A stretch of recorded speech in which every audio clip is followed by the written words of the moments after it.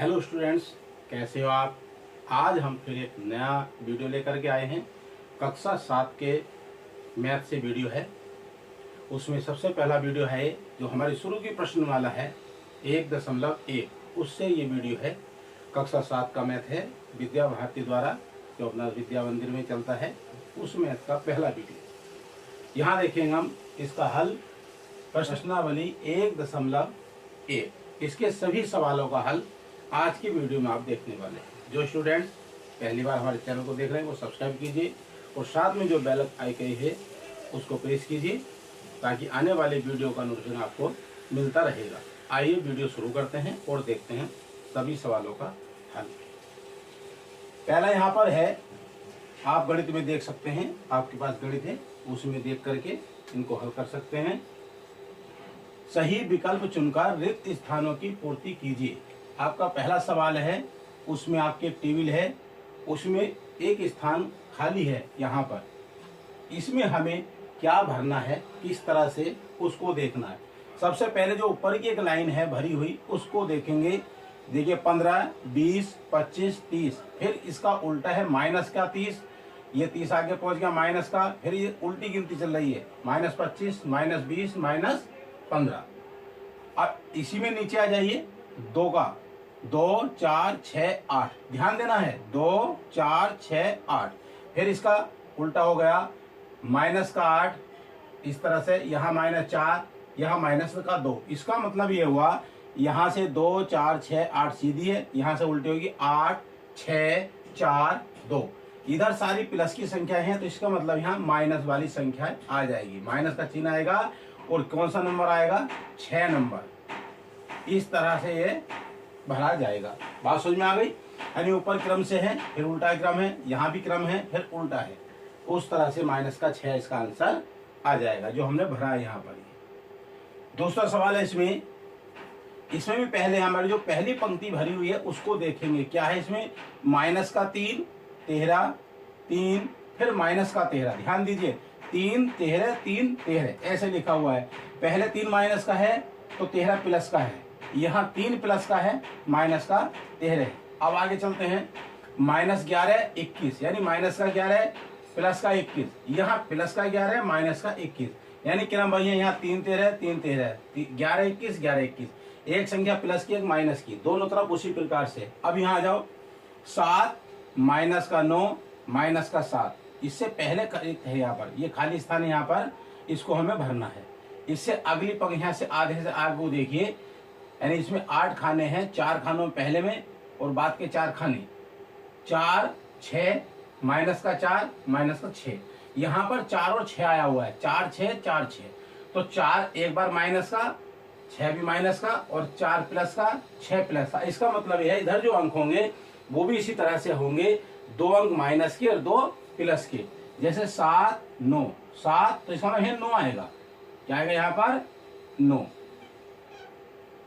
अब इसका ये प्लस या माइनस ये देखना है। देखिए माइनस का 9, माइनस का 7, इसका मतलब जो है प्लस का 7, प्लस का 9, क्योंकि उसी प्रकार से यहाँ क्रम इसका लिखा हुआ है। इस तरह से भरे जाएंगे। अब इसमें देखना है आपको, अगला सवाल कौन सा है, तीसरा सवाल। देखिए क्या है, निम्नलिखित पूर्णांक के रूप में लिखिए।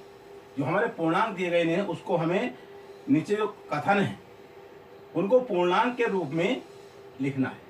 पूर्व को धन दिशा तथा समुद्र तल से ऊंचाई को धन दिशा मानिए। इसमें शर्त दी है, जो पूर्णांक के रूप में लिखना है, जो संख्या दी गई उसे पूर्णांक के रूप में लिखना है, लेकिन पूर्व दिशा का अगर जिक्र आया है उसमें तो हम उसको धन दिशा मानेंगे। धन का मतलब प्लस लगा करके लिखेंगे उसको, प्लस, और इससे अलग है तो माइनस।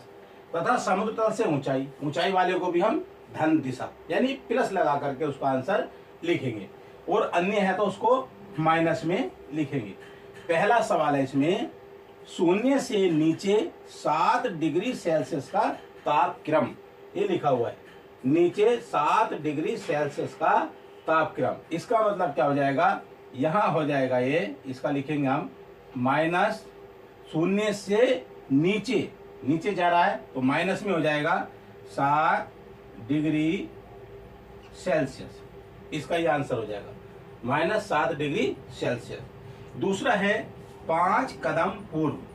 अब इसमें दिया है पूर्व को धन दिशा, धन का मतलब प्लस से होता है, तो इसका क्या हो जाएगा, प्लस 5 कदम पूर्व, प्लस 5 का हो जाएगा।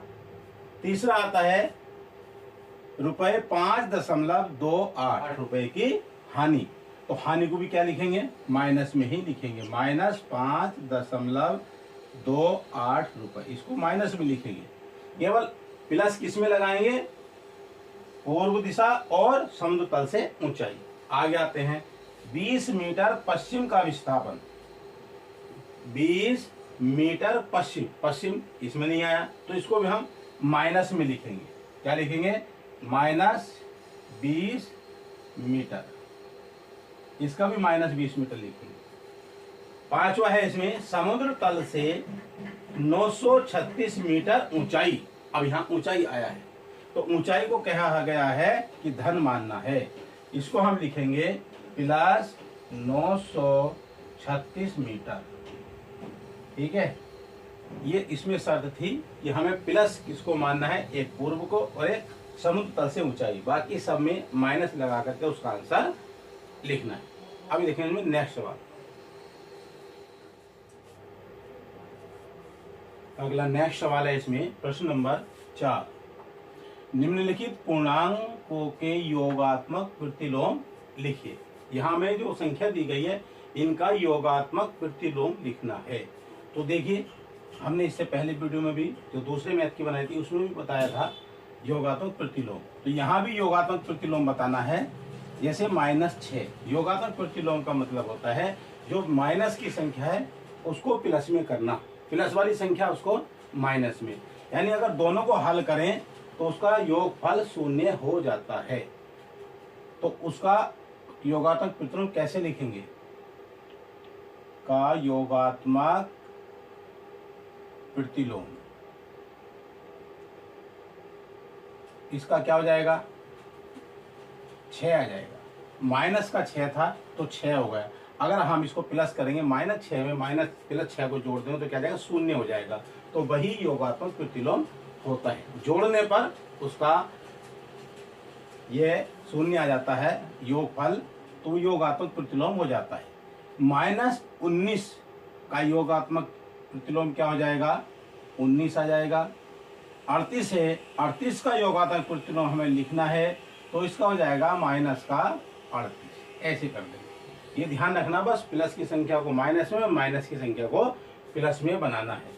-50 का योगात्मक प्रतिलोम 50 हो जाएगा। 59 है, इसका हो जाएगा -59। 16 है माइनस का, तो इसका क्या हो जाएगा 16, यानी माइनस की संख्या प्लस की, प्लस की संख्या माइनस में। ऐसे हम लिखते हैं योगात्मक प्रतिलोम, कोई सी संख्या का भी आ जाए इसी प्रकार से हम लिखते हैं। अब देखते हैं हम इसमें प्रश्न नंबर 5, ध्यान दीजिए इसका।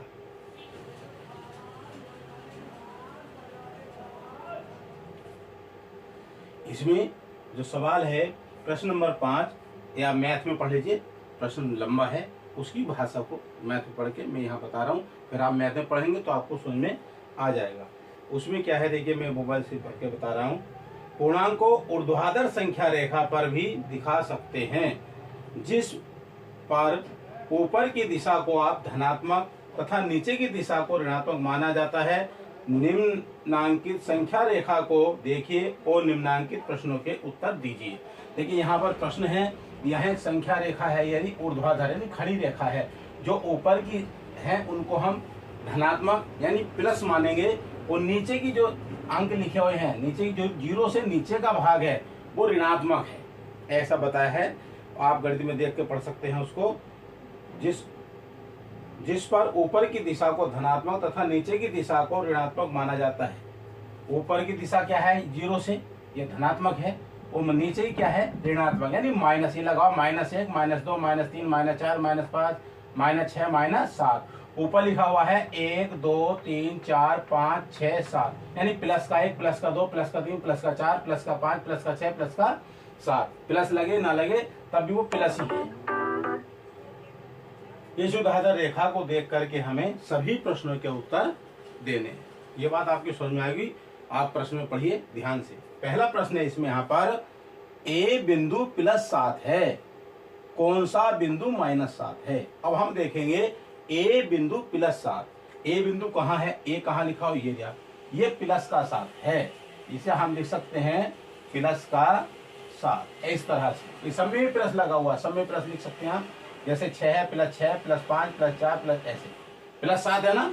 तो वो कह रहे हैं कौन सा बिंदु -7 है, तो -7 कहाँ है, तो देखेंगे नीचे ये है -7, तो आंसर क्या जाएगा, कौन सा बिंदु है, बिंदु ई। कौन सा बिंदु है, ई, ये इसका आंसर आ जाएगा, ई बिंदु। इस तरह से हम इन प्रश्नों के उत्तर इस ऊर्ध्वाधर रेखा से देंगे। दूसरा है बिंदु बी किस पूर्णांक को निरूपित करते हैं, पूर्णांक मतलब गिनती से होता है, जहां बी लिखा हुआ है वहां कौन सी गिनती है वो गिनती देखेंगे। 11 पूर्णांक बी कहाँ, ये है बी बिंदु बिंदु बी, और इसका पूर्णांक क्या है -3, तो इसका पूर्णांक क्या होगा, पूर्णांक को निरूपित करता है, तो पूर्णांक क्या हो जाएगा इसका, तो पूर्णांक हो जाएगा इसका -3, ये आंसर होगा। ठीक है, अगला प्रश्न है बिंदु बी का विपरीत बिंदु क्या है, बिंदु बी का विपरीत। अब क्या होगा विपरीत बिंदु बी का, देखिए विपरीत का मतलब होता है उल्टा। जैसे यहाँ बी है, यहाँ बी 3 नंबर है -3 पूर्णांक, बी का यहाँ 3 पर आ रहा है, तो ऊपर देखेंगे 1 2 3, तो 3 पे क्या है, यहाँ सी है, तो वही पूछ रहा बिंदु बी का विपरीत बिंदु क्या है, तो बी यहाँ 3 नंबर पर है, यहाँ सी 3 नंबर पे क्या है, सी, तो इसका विपरीत बिंदु क्या हो जाएगा, बिंदु सी, ये इसका उत्तर होगा बिंदु सी। बात समझ में आ गई, बी का विपरीत, बी 0 से तीसरे नंबर पर है, ऊपर तीसरे नंबर पर सी है, इसलिए सी बिंदु होगा। ठीक है, अब आगे देखेंगे हम बिंदु डी के एल से निरूपित पूर्णांक, पूर्णांक का मतलब गिनती। ये डी कहां पर है, वो पूर्णांक कौन सा है, एल पे पूर्णांक कौन सा, डी, अरे के पर पूर्णांक क्या है, तो हम पहले इसमें है डी, डी पर कौन सा पूर्णांक है, डी पर पूर्णांक कौन सा है, डी पर कौन सा पूर्णांक है, डी देखेंगे, डी कहां, 5, यानी प्लस का 5, क्या है, डी पर +5, आगे के है, के पर कौन सा पूर्णांक होगा, के कहां, ऊपर से नीचे देखेंगे, यहां है -5, तो के पर कौन सा पूर्णांक है, -5, तो ये -5 लिख देंगे। आगे आता एल, तो एल पर कौन सा पूर्णांक आएगा, एल होगा इसमें कहीं ना कहीं लिखा हुआ, ये है ऊपर 6, यानी +6, ये लिखना था, यही पूछा था डी के एल पर कौन से पूर्णांक है। ठीक है, अब ये बात समझ में आपके आ गई होगी। अब इसमें अगला देखेंगे, बिंदुओं डी के एल के विपरीत को बताइए, विपरीतों को बताइए, विपरीत बिंदुओं को, जो विपरीत बिंदु है उसको बताना है। अब देखेंगे हम इसके विपरीत क्या है, जैसे डी है तो डी का विपरीत क्या होगा, डी का विपरीत क्या होगा। अब देखो डी यहां है, डी तो यहां 5 नंबर पर डी है, तो यहां नीचे 5 नंबर पर देखेंगे क्या है, के, तो डी का विपरीत बिंदु क्या होगा, के हो जाएगा। आगे आता है के, अब के कहां लिखा हुआ है, के नीचे यहीं पर है, के का विपरीत क्या होगा, डी हो जाएगा, एक दूसरे के उल्टे हैं। अब आगे बचता है एल, एल का विपरीत क्या होगा। अब एल देखो कहां पर है, 6 नंबर पर है एल, तो नीचे 6 नंबर पर क्या है, एन है, तो इसका विपरीत क्या होगा, एन। ठीक है स्टूडेंट्स, अब ये हल जो है, इस रेखा जो हमारी खड़ी ऊर्ध्वाधर रेखा, इस पर हल, उससे प्रश्न से, इस रेखा से इन प्रश्नों का हल हुआ है, ऐसे करेंगे। अब इसमें आगे देखेंगे नेक्स्ट सवाल। नेक्स्ट सवाल है इसमें प्रश्न नंबर 6, निम्नांकित के बीच सभी पूर्णांक लिखिए। यहाँ पर देखो कुछ संख्या दी गई है, के, ख ऐसे करके खंड दिए गए हैं, इनके बीच के जो पूर्णांक हैं उनको लिखना है। जैसे पहला सवाल है इसमें प्लस का 2 माइनस का 3, एक संख्या रेखा हम दूसरे सवाल में लेकर चलते हैं। इसमें एक संख्या रेखा बनी हुई है, इसी सहायता से हम इस प्रश्न का भी उत्तर दे सकते हैं, छठे का और सातवें का भी। इसी प्रश्न से दोनों का उत्तर हो जाएगा। संख्या रेखा पर ध्यान दीजिए, जहां बीच में 0 होता है, शून्य होता है बीच में, शून्य से दाईं ओर के अंक जो होते हैं वो प्लस के होते हैं, बाईं ओर के जो अंक हैं वो माइनस के होते हैं। तो हम संख्या रेखा की सहायता से उसे देख करके हम इनके बीच के पूर्णांक लिखेंगे। जैसे लिखा हुआ है सभी पूर्णांक लिखिए, +2 माइनस का 3, इनके बीच के पूर्णांक हमें लिखने। जैसे +2 है, ये माइनस का 3 है, इसके बीच में कौन कौन सी गिनती आती हैं देखिए। -3 अगर हम इस रेखा पर देखें, दूसरे सवाल से इसकी सहायता करते हैं। -3 ये है और +2 ये +2, इधर सब प्लस की संख्या होती है, इधर माइनस की होती हैं। तो इसके बीच में कौन कौन से आ जाते हैं।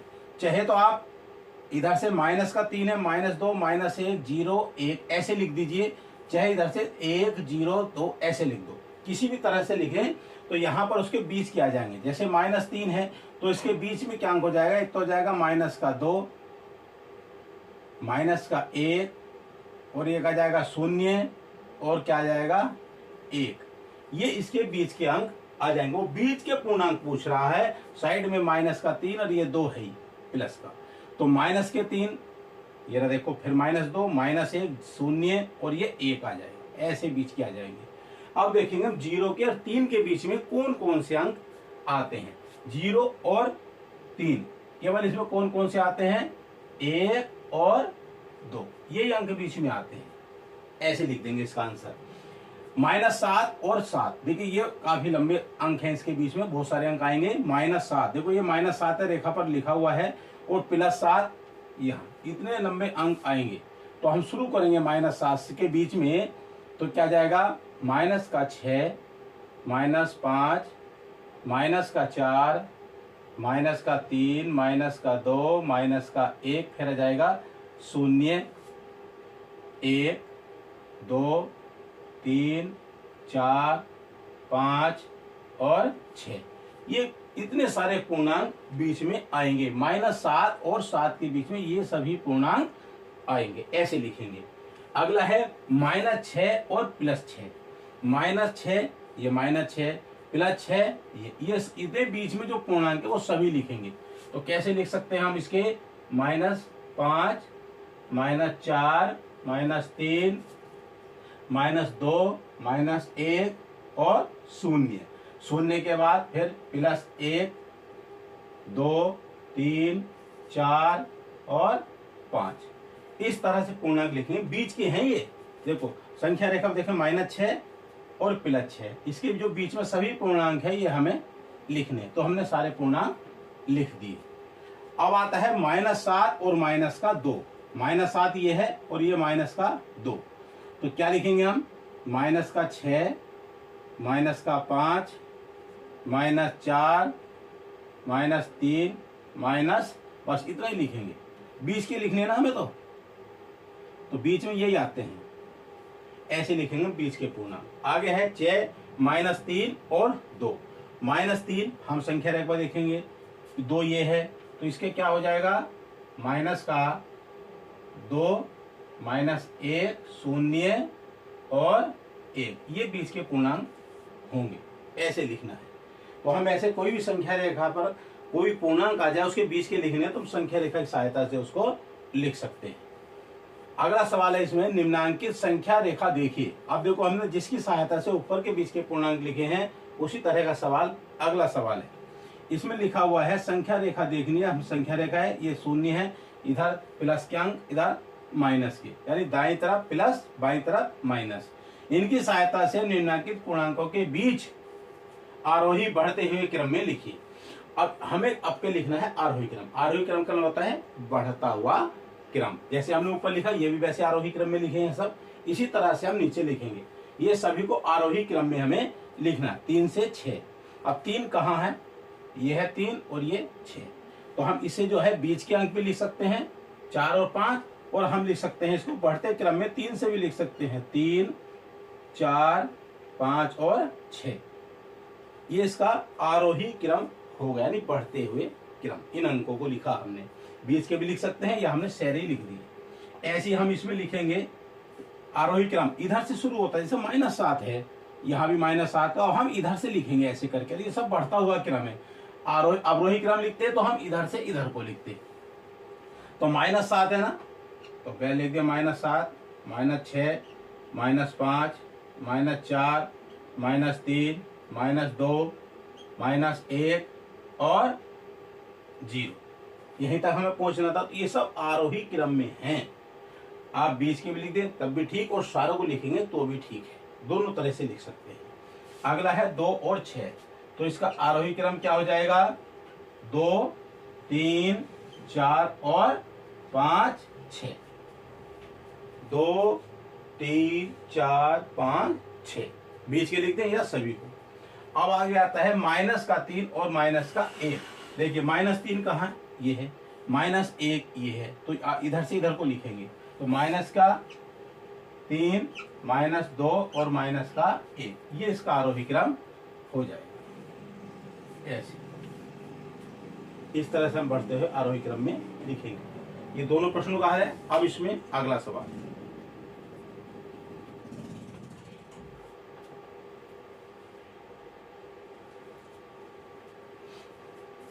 आगे नेक्स्ट सवाल है, ध्यान देना इसका। प्रश्न नंबर 8, सत्य या असत्य की पहचान कर लिखिए। देखिए 8वें सवाल में क्या है? सत्य और असत्य को पहचानना है, तब उनके आगे लिखना है। चाहे आप सही गलत के निशान लगा दें, चाहे सत्य असत्य लिख दें, ठीक है। अब ध्यान समझिए इसको क्या है। सबसे छोटा पूर्णांक 0 है। जैसे अभी हमने पहले सवाल में बताया था, उसमें संख्या रेखा बनाई थी, बहुत सारे पूर्णांक लिखे थे, प्लस के पूर्णांक भी थे और माइनस वाले भी थे, तो 0 बीच में था, है ना। तो जो माइनस वाले पूर्णांक होते हैं वो छोटे होते चले जाते हैं माइनस में, और प्लस वाले वो बड़े होते चले जाते हैं, लेकिन 0 बीच में है, तो 0 भी इसलिए कहा सबसे छोटा पूर्णांक 0 है। ये सही है। क्या है ये? सही का आप इसमें निशान है, सत्य है। 0 का विपरीत नहीं होता, 0 का विपरीत नहीं होता है, ये भी बात बिल्कुल सही है। ये सही, क्योंकि जैसे अभी आपने पढ़ा होगा व्युत्क्रम उल्टा, एक संख्या दूसरे का उल्टा होता है, ऐसे ही यहाँ पर है 0 का विपरीत नहीं होता है, 0 का कोई उल्टा नहीं होता, 0 ही होता है। आगे -17 बड़ा है -15 से। देखिए अगर हम यहाँ से ये माइनस थोड़ी देर के लिए हटा देते हैं कि ये माइनस हटा दे, तो आप देखेंगे इसमें कौन सी संख्या बड़ी हो गई? 17 बड़ी है, 15 छोटी, बिल्कुल सही है इस समय। अगर हम माइनस लगा दें, इसमें माइनस लगा दें तो -17 और -15, तो माइनस की बड़ी संख्या छोटी होती है, माइनस की छोटी संख्या बड़ी होती है। तो समझ लीजिए अब क्या है, ये गलत है, असत्य है। हम इसमें गलत, असत्य है। 0 एक पूर्णांक नहीं है, वगैरह पूर्णांक पूर्ण, जबकि अभी हमने पढ़ा था संख्या रेखा पर पूर्णांक वाली जो रेखा बनाई थी उसमें 0 था, इसलिए 0 है, तो यहाँ पर ये गलत है, ये भी असत्य है, बुरा लगा। अगला सवाल है इसमें, निम्न में कौन सी संख्या भिन्न नहीं है? देखिए प्रश्न नंबर 9, भिन्न। वो भिन्न क्या होती है मैं आप बताऊं। भिन्न होती है अंश बटे हर। आप समझिए, अंश बटे हर ही भिन्न होती है, तो इसका मतलब है उसमें 2 संख्या होंगी, ऊपर भी होगी नीचे भी होगी, तो वो हो जाएगी अंश बटे हर। तो यहां देखिए इसमें केवल ये दे रखा है अंश, एक ही संख्या दे रखी है, इसमें नीचे कुछ नहीं है। यहाँ 4/7 है, 13/6 है, ये भी 2 सही, 3 ये भी सब भिन्न के रूप में है, लेकिन जो 5 है ये अंश बटे हर के रूप में नहीं है, इसलिए कहा इसको भिन्न नहीं है। वो ये है, इस पर सही का निशान लगा दें। ये सब भिन्न है। वो कह रहे कौन सी संख्या भिन्न नहीं है, तो वो यो है जो भिन्न नहीं है, बाकी सब भिन्न है। अगला सवाल है 10वां, निम्न में कौन सी संख्या परिमेय संख्या नहीं है? परिमेय क्या होती है? जो भिन्न रूप में होती है, जो बटे के रूप में, ये सभी परिमेय संख्या होती है। p बटे q के रूप में, अंश बटे हर के रूप में जो संख्या लिखी जाती है क्या होती है? सभी परिमेय होती हैं। यहाँ ये भी परिमेय है, ये भी परिमेय है, ये भी परिमेय है। वो क्या कह रहा है सवाल, कौन सी संख्या परिमेय संख्या नहीं है? देखिए पाई होता है, निशान है पाई का, जब आप पाई पढ़ेंगे तो वो समझ जाएंगे, लेकिन अब इतना समझ लीजिए पाई जो है अपरिमेय संख्या होती है। पाई जहां लग जाएगा वो संख्या अपरिमेय हो जाएगी।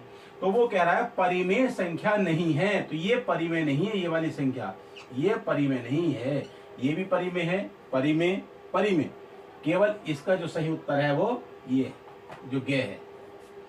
अगला सवाल है 11वां, निम्न में कौन सी संख्या अपरिमेय है। अब देखो यहाँ इसमें तो पूछ रहा था परिमेय नहीं है और इसमें पूछा है अपरिमेय संख्या कौन सी है, जबकि ये भी परिमेय है, ये परिमेय और यह भी परिमेय है। अपरिमेय संख्या कौन सी है, तो इसमें प्रयोग हुआ है उसका पाई का। अभी मैंने बताया था अगर पाई आ गया है तो वो परिमेय संख्या नहीं होती है, अपरिमेय होती है। तो अपरिमेय संख्या कौन सी है, जो ख वाली जो संख्या है यो अपरिमेय सही है। इस पर सही का निशान लगा इस तरह से। तो यहाँ पर हमने छांटे हैं जो विकल्प 4 दिए गए थे उसमें से कौन सा विकल्प सही है, इस तरह से ये सवाल हल हुआ है। तो आज की वीडियो हमने बताई यहाँ पर जो बनाई है, जो आपको बता रहे हैं, ये कक्षा 7 के मैथ से है। इस वीडियो का पूरे का हल आप देखेंगे। आपको वीडियो कैसा लगा, सवाल समझ में आया है, कमेंट में जरूर लिखें, ठीक है। और जो आपने देख रहे हैं उसको लाइक जरूर करिए। वीडियो को देखते हैं लेकिन लाइक नहीं करते, उसको लाइक जरूर करना है। अपने दोस्तों को भी शेयर करिए ताकि इस प्रश्नावली को सभी पढ़ें। इससे अगली वीडियो और नेक्स्ट लेकर के आएंगे। जब तक जय हिंद जय भारत।